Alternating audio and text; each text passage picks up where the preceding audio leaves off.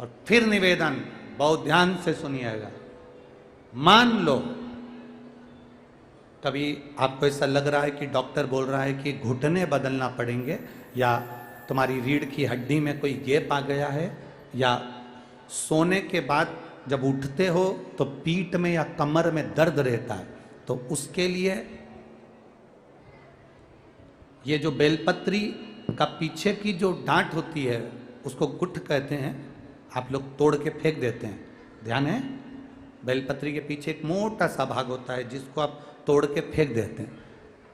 वो जो दूठ होता है बेलपत्री का पीछे वाला, उसको शंकर भगवान के अशोक सुंदरी वाली, अशोक सुंदरी की जगह मालूम है ना सबको, सबके स्मरण में है। ये शिवलिंग जलाधारी और ये जो जलधारी है, इस जलधारी में गणेश कार्तिकेय का स्थान, बीच में अशोक सुंदरी का स्थान। शिव जी के ऊपर जो बूंद बूंद पानी गिर रहा है वो शंकर भगवान की 5 बेटियां जया, विषहरा, शामली बारी, दौतली, देव, जो बूंद बूंद पानी गिरा रही है। तो जो दूठ है वो अशोक सुंदरी वाली जो जगह है वहां पर समर्पित कर कर जो लगातार 5 दिन तक उस दूध को चढ़ाकर चबा चबा कर जया, विषहरा, शामरीवारी, दौतली, देव के नाम से खाता है, उसकी रीढ़ की हड्डी में गैप हो, चाहे घुटने बदलने का डॉक्टर बोले हो, उसमें आराम मिलना प्रारंभ हो जाता है, फिर ऑपरेशन की जरूरत नहीं पड़ती। ध्यान दो, एक बेलपत्री में वो फल होता है, एक बेलपत्री में वो आनंद होता है जो हमारे जीवन को सुख का दे। एक लोटा जल शंकर जी के मंदिर में चढ़ाने के लिए जा रहा है, हमारा निवेदन है उसको देखकर कभी हंसना मती। जो शंकर के मंदिर में झाड़ू लगा रहा है उसको देखकर कभी हंसना मती। जो शंकर के मंदिर में दिया लगा रहा है उसको देखकर कभी हंसना मती। जो शंकर के मंदिर में जाकर शंकर का श्रृंगार कर रहा है, दिल से एक लोटा शिव को समर्पित कर रहा है, उसको देखकर कभी मत हंसना, उसको देखकर कभी ताना मत कसना, उसको देखकर कभी अपशब्द मत बोलना, क्योंकि मेरे भोलेनाथ सबको छोड़ सकते हैं, पर शंकर के भक्त को निंदा करने वाले को कभी नहीं छोड़ते। जो शिव भक्त की निंदा करे उसको मेरा महादेव नहीं छोड़ सकता। जीजी ने एक बात लिखी है, अब वो ढूंढना पड़ेगा पत्र को, उसमें उन्होंने लिखा, गुरुजी मान लो हम जल चढ़ाते चढ़ाते 2-3 महीने हो गए और शंकर भगवान हमारी नहीं सुन रहे, तो हम जल किस दिशा में बैठकर चढ़ाएं या किस दिशा में खड़े होकर चढ़ाएं? जलाधारी कहां होती है शंकर भगवान की? जम के बोलो जरा सबको, पहले भी कथाओं में बताया। शिव जी की जो ये शंकर भगवान का शिवलिंग है, ये जलाधारी जो पानी बहने का स्थान है, पूरब, पश्चिम, उत्तर, दक्षिण, इसमें से जलाधारी किस ओर जाती है? उत्तर की ओर। कहां जाती है?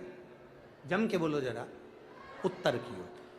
केवल भारत की भूमि पर एक शिवलिंग ऐसा है जो दक्षिण में नहीं, उत्तर की ओर जलाधारी रहती है।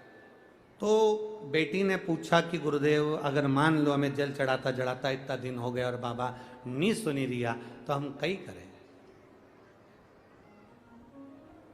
अब उसने तो, बेटी ने तो अपनी भाषा में, राजगढ़ की भाषा में लिख दिया कि हम काई करें। अब तुम बताओ। तो मेरा उस बेटी से निवेदन है, तुम काई मत करो, बस इतना करो कि उत्तर की ओर जो जलाधारी होती है ना, प्रत्येक मंदिर में, ऐसा कोई शिव मंदिर नहीं होगा जिसमें उत्तर की ओर जलाधारी नहीं हो, सब मंदिर में उत्तर की जलाधारी रहती। केवल एक कालाधिपति महाकाल राजा की दक्षिण में, बाकी के सब की उत्तर में।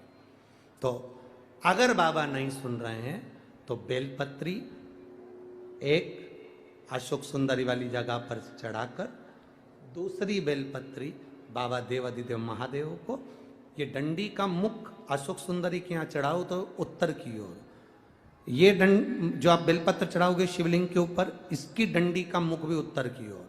और तुम जब बैठो तो दक्षिण में बैठना। कहां पर बैठना? यहां बैठोगे तो यहां से जो पानी बह रहा है, आप कहां बैठोगे? जैसे ये पानी यहाँ बह रहा है तो तुम्हें कहाँ बैठना है, इसके इधर, ना तुम्हें इधर बैठना है ना तुम्हें उधर बैठना। कहाँ बैठोगे, दक्षिण में।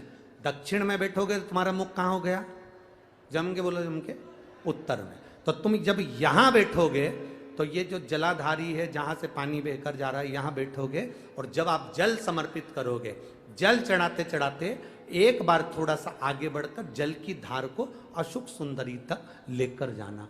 ये लगभग तुम 2 या 3 महीना कर कर देखो, मेरा बाबा तुम्हारा हाथ जरूर पकड़ेगा, निश्चित है।